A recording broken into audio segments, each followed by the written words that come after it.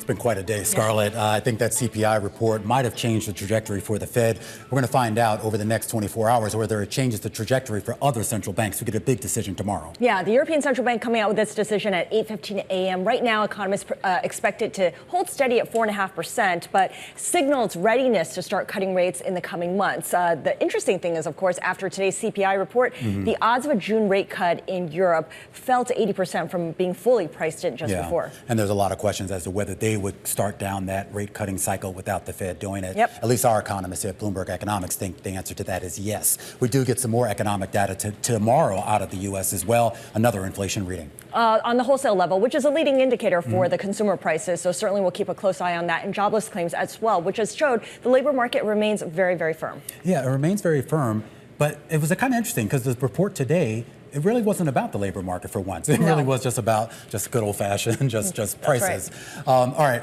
what else we got? Well, we were talking a little bit earlier about the meeting between Joe Biden and the Japanese Prime Minister. We're going to have a trilateral summit tomorrow with the president of the Philippines. And, you know, I don't know how many times they're going to say the word China. I'm guessing they're not going to, but it's kind of going to hang over everyone. I thought it was interesting to read out today how it wasn't really talked about much, right? Or at least not publicly. They didn't talk about it. I assume behind closed doors there had to have been something going on there, right? Absolutely. All right, we will have full coverage of that as well. And actually starting tomorrow, Scarlett, we get the Masters golf tournament starts. That's right. Yeah. And of course, taking place at the Augusta National Course in Georgia. And Tiger Woods will be making his appearance. The last time he won the Masters was in 2019.